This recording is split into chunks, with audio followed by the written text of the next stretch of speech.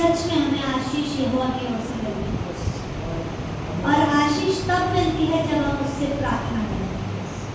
अगर प्रार्थना ही नहीं करेंगे तो आशीष कैसे मिलेगी? Hallelujah, hallelujah. हम वचन में जाएंगे मरकुस 14th चैप्टर, उसका 32 से 38 तक। मरकुस 14 अध्याय, उसका 32 से लेकर 38 तक। हालेलुया, मैं पढ़ूं? फिर वे गत्समनी नामक एक जगह में आए और उसने अपने चेलों से कहा, यहाँ बैठे रहो जब तक मैं प्रार्थना करूं। हालेलुया। वचन में कह रहा है कि उसने अपने चेलों से कहा। किसने कहा? यीशु मसीह ने अपने चेलों से कहा कि यहाँ बैठे रहो जब तक मैं प्रार्थना करूं। गत्समनी नामक एक जगह थी जहाँ यीशु मसीह अपने चेलों के साथ जाकर प्रार्थना करने के लिए गए। हालेलुया। और वहाँ यीशु मसीह ने अपने चेलों से कहा कि यहाँ बैठे रहो जब तक मैं प्रार्थना करूं। हालेलुया। हालेलुया। आगे लिखा है, और वह पतरस और याकूब और यूहन्ना को अपने साथ ले गया। कौन से चेले थे उसके साथ में? पतरस, याकूब, यूहन्ना। 3 चेले यीशु मसीह अपने साथ लेकर गया था और उन्हें ही बैठने के लिए कहा कि तुम बैठो जब तक मैं प्रार्थना करूं। हालेलुया। आगे लिखा है, और वह बहुत ही अधीर और व्याकुल होने लगा, यहाँ तक कि मैं मरने पर हूँ, तुम यहाँ ठहरो और जागते रहो। किसने कहा ये? यीशु ने। प्रार्थना कौन कर रहा था? प्रभु यीशु। यीशु कर रहा था। तो यीशु ने कहा कि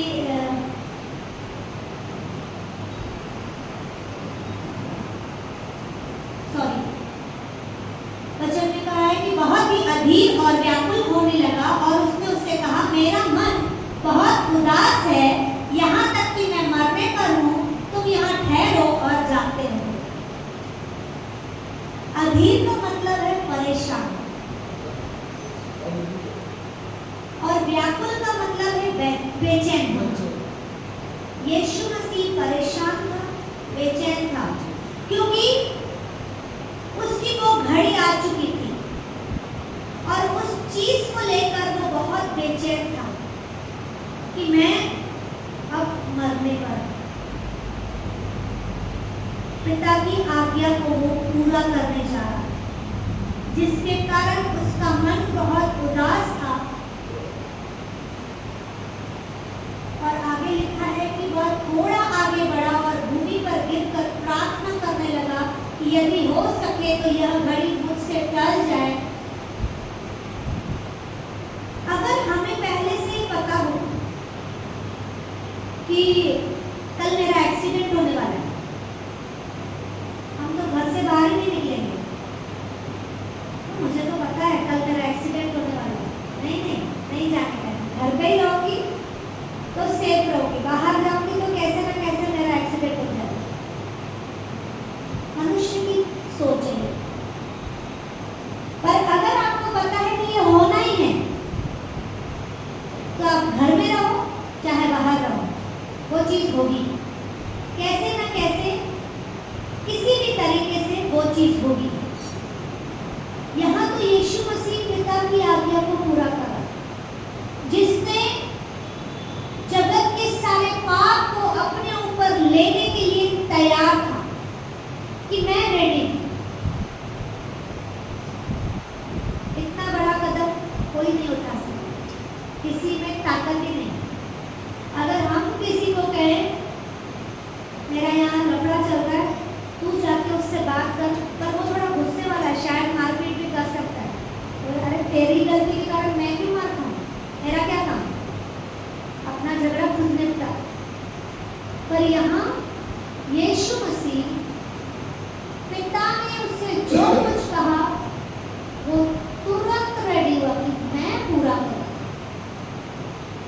इतना अधीर था वो कि वो एक भी आर्ग्यूमेंट पिता से नहीं करता। वो मुहावरा सुनते हैं ना, पत्थर की लकीर, वैसा। ठीक, पिता ने कहा, यीशु मसीह ने बोला यस सर, वैसा सिस्टम। और उसे पता था कि अब वो घड़ी आ चुकी है कि जब मैं मरने पर।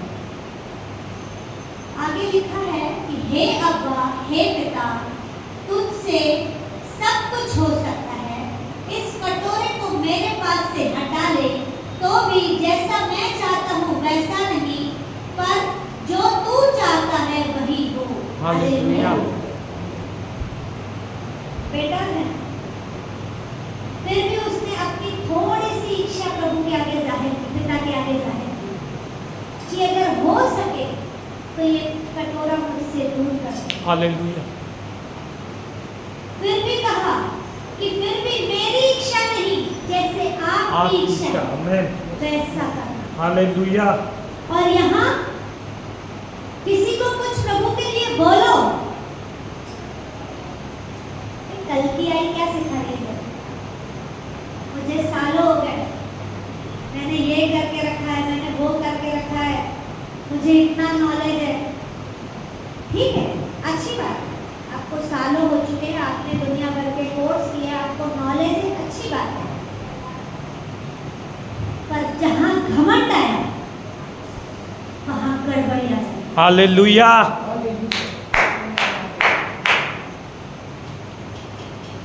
क्योंकि शैतान को भी सब कुछ मालूम था, वो तो बड़ा आराधक था, वचन का पूरा नॉलेज था, पर जब उसको घमंड आया तो क्या हुआ, उसे गिराया गया, फेंका गया, उसे उन चीजों के अधिकारों से हटा दिया गया। हालेलुया। तो घमंड क्या है, विनाश की ओर लेकर जाता है। ठीक है, अगर कोई नया व्यक्ति है, प्रभु में बढ़ रहा है, बहुत अच्छी बात है, आपको उससे ज्यादा ज्ञान है, अच्छी बात है, आप खुश हो कि अरे उसे बढ़ रहा है वो, आप उससे ब्लेस करो, उसके लिए प्रेयर करो कि प्रभु अब आप उसे खड़ा कर रहे हैं। पर हमारी जो बुद्धि है ना, वो थोड़ी एक्स्ट्रा ऑर्डिनरी है, अलग ही सोचते हैं, इसको क्या खड़ा कर देते हैं, मेरे को बोलते देखो इसका मैं क्या से क्या बता सकती, अरे ये वैदिक मामूली नहीं है। हालेलुया। इसको मजाक मत समझो, यस। इस जगह को हल्का मत समझो। अगर आप लोगों ने पुराना बाइबल पढ़ा होगा तो तंबू, मिलाप वाला तंबू, पवित्र स्थान, अति पवित्र स्थान, कोई भी ऐसा परमेश्वर के आगे नहीं जा पाता था। हालेलुया। सैक्रिफाइस करना पड़ता था जाने के लिए। यस। पर अभी नए नियम में सब कुछ माफ हो चुका है, क्योंकि सारा सैक्रिफाइस किसने कर दिया, प्रभु यीशु ने। तो वो सैक्रिफाइस हमसे दूर हो चुका है। हालेलुया। पर छोटी छोटी बातें, उसकी आज्ञाओं का पालन करना है, यस, आमीन। एक दूसरे को आशीष करना है, Yes. एक दूसरे को बढ़ाना है, गिराना नहीं है हमें, हालेलुया। हमें बढ़ाना है। अगर कोई भाई या बहन वीक है, प्रेयर में वीक है, सपोर्ट करो, मदद करो। आप मदद कर रहे हैं, प्रभु आपको देख रहा है कि कैसा मेरा बच्चा दूसरे बच्चे के लिए ढाल बनकर खड़ा है, उसे सिखा रहा है, तो क्या आपको उसका प्रतिफल प्रभु नहीं देगा? जरूर देगा। बहुत बड़ा प्रतिफल है आपका। शायद मनुष्यों की नजरों में नॉर्मल है, अरे इतना भी सर फोड़ ले, सीखेगा ही नहीं वो, ठीक है ना? 10 में से 10 नहीं लाएगा, 10 में से 3 तो लाएगा, आमीन। 2 तो लाएगा, 5 तो लाएगा। इंक्रेज तो करो बच्चे को, आगे तो बढ़ाओ। आप उसको 10 में से 0 पर ही लाने के लिए रखे हो कि उसको वहीं रहने दो, वो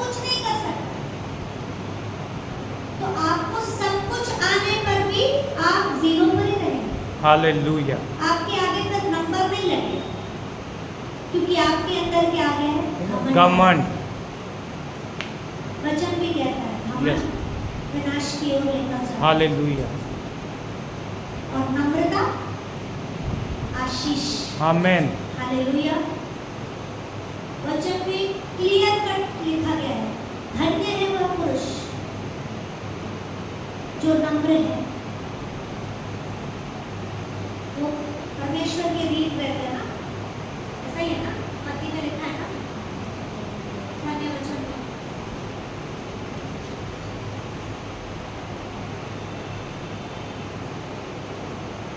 मैंने तो बहुत सारे दासों से सुना, अधूरा ज्ञान बहुत डेंजर है, वेरी डेंजर। बहुत डेंजर है, तो सतर्क हो जाओ। जो ज्ञान आपको यीशु मसीह दे सकता है, आपका पास्टर दे सकता है, आपकी कलीसिया के एल्डर लीडर दे सकते हैं, वो अधूरे ज्ञान वाले आपको नहीं दे सकते। आज भाई आकर दो शब्द कहता है, मुझे खुशी मिलती है। क्यों? क्योंकि वो वर्ड है। आज मेरी सिस्टर आकर रोती है, मुझे खुशी होती है। यही तो जगह है तैयारी की। तैयारी नहीं होगी तो आगे कैसे जाएंगे? आज बच्चा अगर फर्स्ट में है तो वो फर्स्ट में जैसे स्कूल खुलता है, स्टार्ट से लेकर एंड तक उसे पढ़ना पड़ता है, तैयारी करनी पड़ती है, तब जाके एग्जाम होता है, फाइनल एग्जाम। Yes. और उसके बाद ही वो फर्स्ट से सेकंड क्लास में जाता है। यस, आमेन। अगर वो एग्जाम ही नहीं देगा तो वो सेकंड क्लास में नहीं जा पाएगा। हालेलुया। हर चीज की तैयारी होना बहुत जरूरी है, बहुत जरूरी है। और तैयारी करने के लिए हमें प्रार्थना में बैठना बहुत जरूरी है, हालेलुया। वचन पढ़ना बहुत जरूरी है। मैंने भाई को देखा, यहाँ खड़े थे, उसका हाथ कांपा। मजाक नहीं, यहाँ पर खड़े रहे। शायद सबको लगता होगा, अरे क्या वही वही बोलती है। जब देखो तब सेम लाइन तो रहता ही है, प्रार्थना में बने रहो, वचन पढ़ो, सही संगति में रहो, प्रभु की अधीनता में रहो, उसकी आज्ञा पालन में रहो। अरे यही सच्चाई है। आपको लगता होगा कि ये बार बार बोल रही हूँ, पर यही सच्चाई है। ये नहीं करोगे तो आगे नहीं बढ़ पाओगे। आमेन। आपको चाहे बाइबल पढ़े 1 साल में 4 बार कंप्लीट कर लिया हो, चाहे 4 साल में 1 बार कंप्लीट कर लिया हो, कंप्लीट होने के बाद आप बैठ गए, मेरा तो पढ़ा हुआ है, अच्छी बात, पढ़ा हुआ है तो और पढ़ो। जितना ज्यादा पढ़ेंगे उतना परमेश्वर गहराई से बात करता है। ऐसा नहीं है कि आज आपसे इस वचन में बात की तो कल भी सेम बात करेगा, शायद कल उसको अलग बात आपको सिखानी। हालेलुया। क्या पता आज जो आपसे बात की हो वो आज आपके लिए नहीं, आपके पड़ोसी के लिए हो। तो आप पढ़ोगे नहीं, प्रभु की आवाज सुनोगे नहीं, तो कैसे दूसरे को बता पाओगे कि प्रभु ने आपसे क्या बात की? आपको पढ़े 4 साल हो गए, 4 साल पहले आपसे वो बात की थी, तो क्या वही बात चलेगी क्या? प्रभु तो रोज नई बातें करता है। आईना देखा? आईने के आगे हम खड़े होते हैं, रेडी होते हैं। आज रेडी हुए, आज का दिन निकला, कल उठे, फिर फ्रेश हुए, रेडी हुए, तो क्या सेम रहेंगे कल के जैसे? नो। कपड़े भी चेंज रहेंगे, बाल भी अलग तरह से बनाओगे। मेकअप अलग। हाँ, मेकअप अलग रहेगा, कभी ऑयल लगाओगे, कभी हेयर वॉश रहेगा, कभी सिंपल करोगे। तो जब आप आईने के आगे रोज सेम नहीं रुक सकते, तो आप वचन के आगे कैसे सेम रुकोगे? हालेलुया। क्योंकि यीशु Amen. हालेलुया। हालेलुया। तो वचन पढ़ना बहुत जरूरी है, बहुत जरूरी है। जब यीशु मसीह अपने चेलों के साथ गत्समनी नामक जगह पर गए प्रेयर के लिए, उन्होंने चेलों से कहा तुम यहाँ बैठो, बैठने बोला और कहा कि मैं प्रेयर कर रहा हूँ। चेलों का क्या काम था? बैठने के लिए बोला ना भाई, यीशु ने तो कहा बैठो।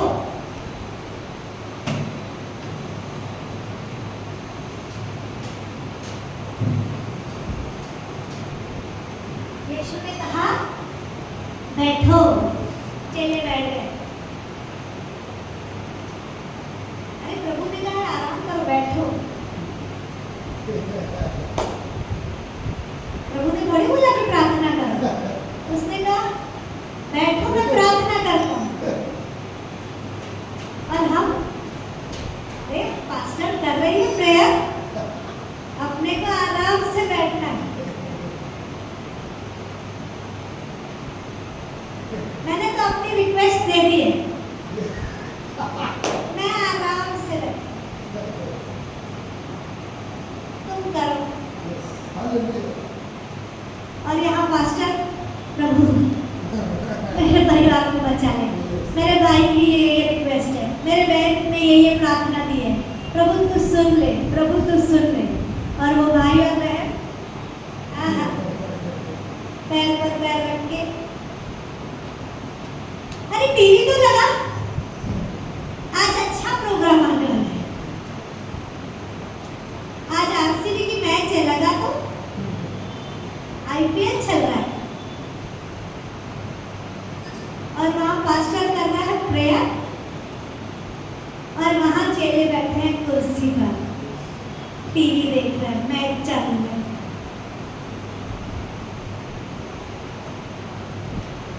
यीशु ने कहा बैठो, इसका मतलब ये नहीं है कि पैर पर पैर चढ़ाकर टेंशन फ्री होकर बैठ जाओ, नहीं। हम परिवार हैं, सपोर्ट करना है, प्रेयर करना है। यीशु अगर वहां जाकर प्रेयर कर रहा है तो चेले यहाँ बैठे हैं, तो उनका भी काम है यहाँ घुटने टेक कर प्रेयर करना। Hallelujah, hallelujah. क्योंकि वचन कहता है जहाँ 2 या 3 मेरे नाम से जमा होते हैं वहाँ परमेश्वर की उपस्थिति मौजूद होती है। हालेलुया। आगे वचन में कहा है,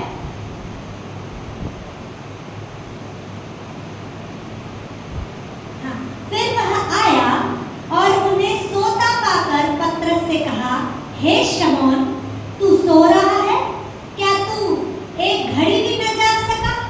हालेलुया, हालेलुया। मैंने बहुत बार सुना है कि, और सही भी है, कि रात की प्रेयर बहुत अच्छी रहती है, नाइट प्रेयर 12 से 3 बजे तक।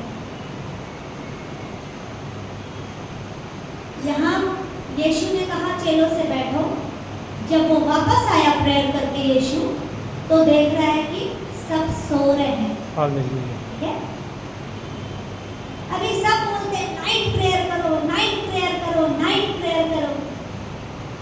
यीशु भी गया प्रेयर करने,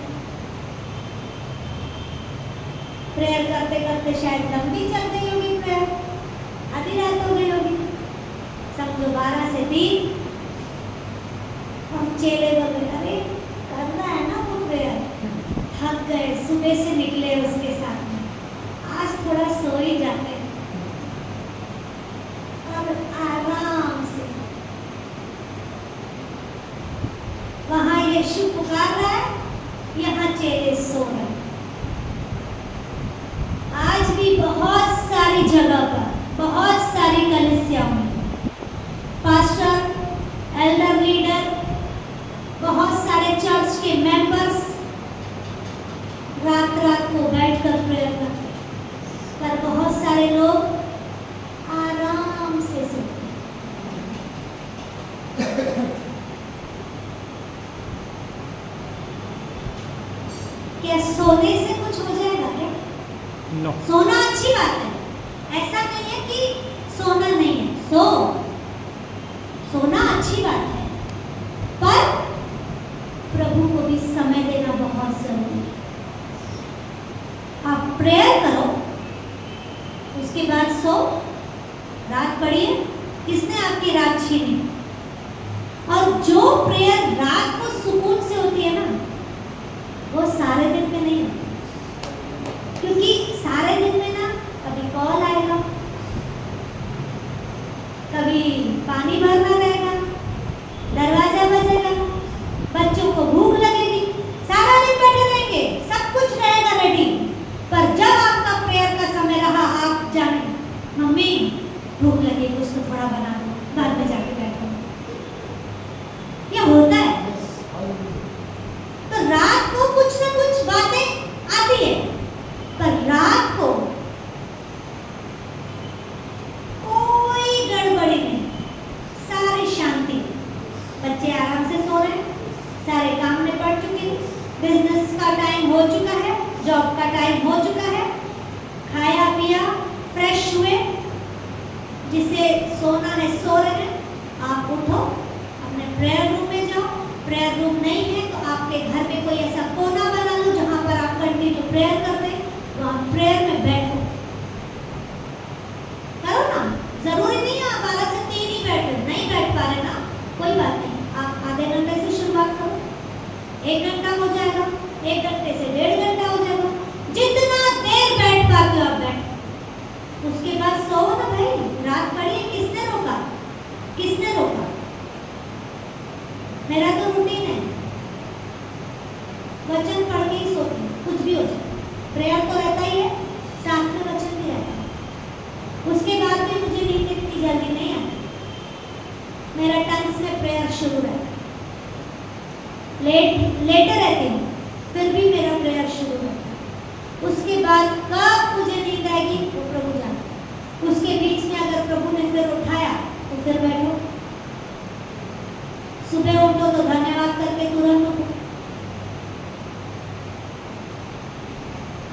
जितना हम प्रभु के साथ बैठते हैं ना, उतना हम परमेश्वर के करीब जाते हैं मैन और उसकी आवाज क्लियर रीति से सुनते हैं। आगे वचन कह रहा है, जागते रहो और प्रार्थना करते रहो ताकि तुम परीक्षा में न पड़ो। पर यहाँ तो सब सो रहे हैं, अरे बाबा मेरे से नहीं होता, ये नाइट प्रेयर मेरे से नहीं होता, सारा दिन थक हार कर आते हैं, काम करेगी अभी भी यही प्रेयर प्रेयर, प्रभु प्रभु प्रभु, रात को तो छोड़ो, रात को तो सोने दो। सोने की क्यों बनाई? हाँ, रात को तो परमेश्वर ने रात क्यों बनाई है?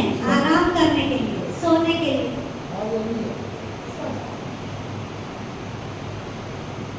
सोते रहोगे तो कब परीक्षा आएगी आपको पता भी नहीं पड़ेगा। अभी देख रहे हो ना न्यूज,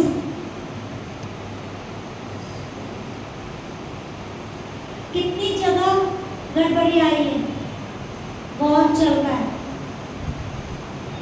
कितने लोगों के मुंह से सुन रहे हैं, कोई भरोसा नहीं है किसी का, कभी भी इधर भी कुछ हो सकता है। राशन भरा के रखो, पेट्रोल भरा के रखो, जरूरत की सारी चीजें भर के रखो, कम से कम आपके पास इतना अमाउंट घर में रहना चाहिए, कभी कुछ हुआ तो आपके हाथ में अमाउंट होना चाहिए, क्योंकि एटीएम नहीं जा पाओगे, बैंक से ट्रांसफर नहीं हो पाएगा। तो ये कैसे होगा? घर बैठने से, सोने से। उन चीजों से बचने के लिए परमेश्वर ने कहा जागते रहो, सतर्क रहना है, सावधान रहना है, आने वाली विपत्तियों से बचने के लिए, आमीन। आने वाली परेशानियों से बचने के लिए। Hallelujah, hallelujah. परमेश्वर का अद्भुत दास, अभिषिक्त दास, आज मैं उनका वचन सुन रही थी, उन्होंने कहा मैंने ये बातें सालों पहले ही बता दी थी प्रोफेसीज के द्वारा। क्यों बताया परमेश्वर ने? वो बैठ रहे तभी बताया ना, रिकॉर्डिंग भी सुनाते हैं, किसी को झूठ लगता है तो रिकॉर्डिंग भी सुनाते हैं, देखो ये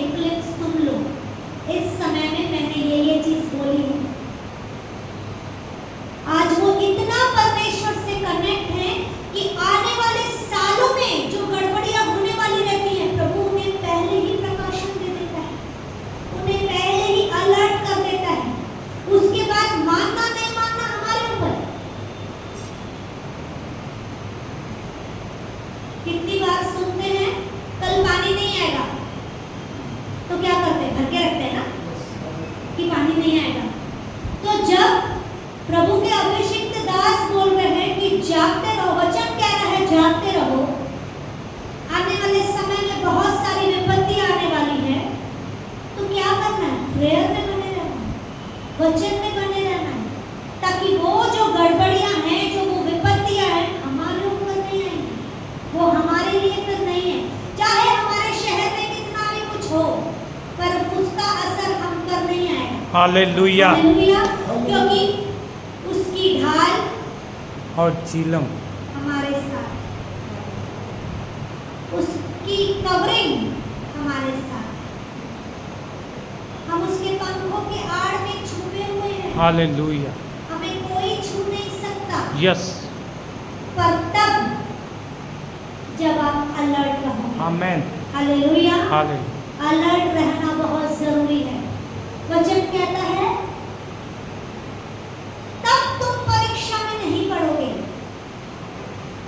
प्रार्थना ही नहीं होगी, वचन ही नहीं होगा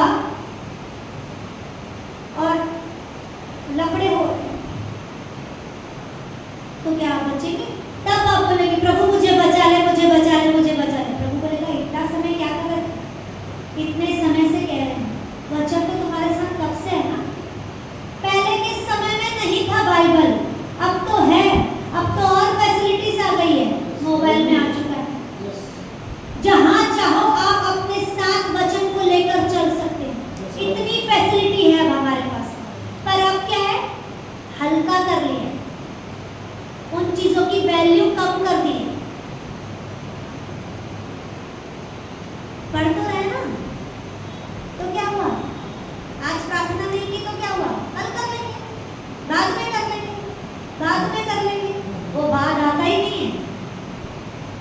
पो पो हाँ, सिंधी में बोलते हैं पोता नहीं, पो पोता गए, बाद में हाणे ना, बाद हाणे को थक जी भैया, पो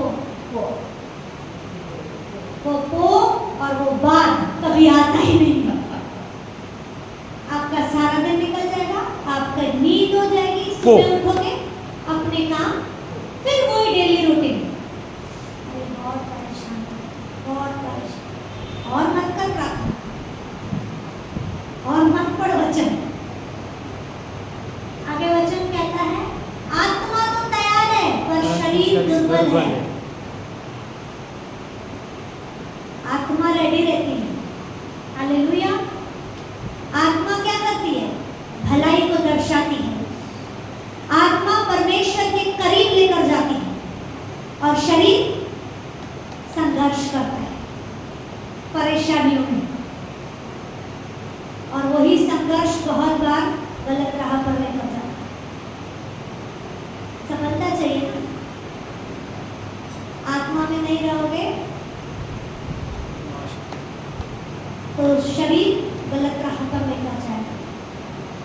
अगर आत्मा में रहोगे तो आत्मा शरीर को कंट्रोल करके प्रभु के पास लेकर आएगी। हालेलुया।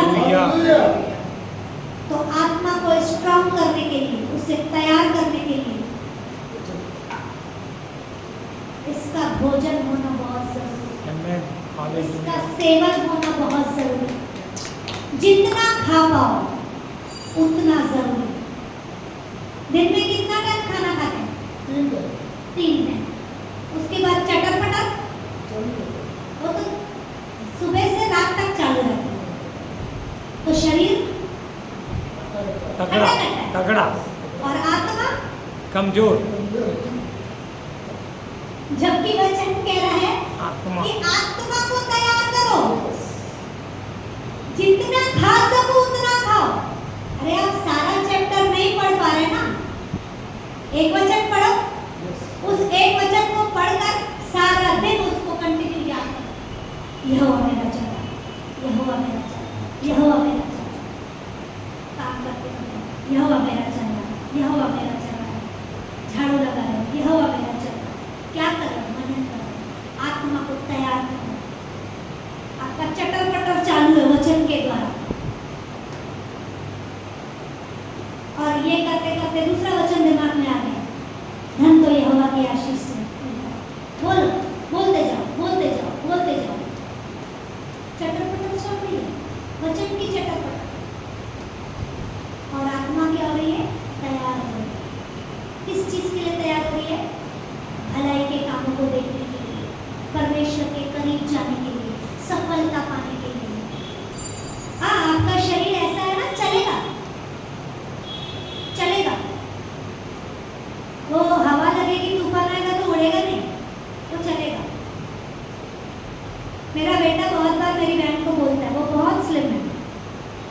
कभी आंधी तूफान लगता है तो उसको बोलता है मासी अब अपने साथ कुछ चिल्लर लेकर घूमना, कहीं उड़ ना जाओ, चिल्लर का वजन आपसे ज्यादा है।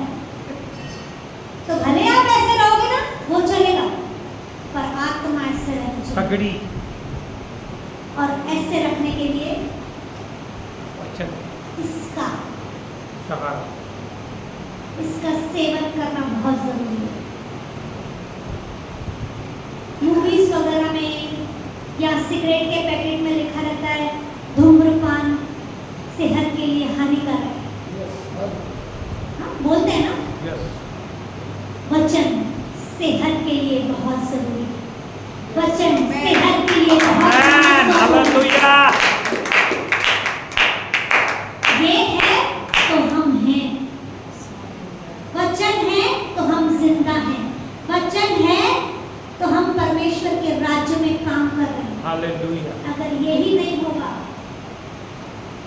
तो आपकी सेहत हानिकारक है। हालेलुया फिर चाहे आप ऐसे रहो या ऐसे रहो, वचन के बिना खत्म हुआ। अगर आप सच्चे मसीह हो, अगर आप मानते हो कि हाँ मैं यीशु की संतान हूं, मैं उसकी वारिस हूं, तो ये होना बहुत जरूरी है, क्योंकि वो खुद इस पर चलने वाला है, वचन पर चलने वाला है, आमेन आमेन प्रार्थनाओं को करने वाला है। हालेलुया वो आज भी हमारे लिए पिता के आगे प्रार्थनाओं को बोलता है। तो क्या हम उससे बड़े हैं क्या? नो हमें भी ज्यादा से ज्यादा प्रार्थना करना है, आमेन हमें भी ज्यादा से ज्यादा वचन को पढ़ना है, हालेलुया उसका मनन कंटिन्यू करना है, ताकि हम आने वाली विपत्तियों से बच बच सकें। जाएं। आमीन। हालेलुया। प्रभु इस वचन के द्वारा आप सबों को बहुत से आशीष करें। आमीन। आमेन।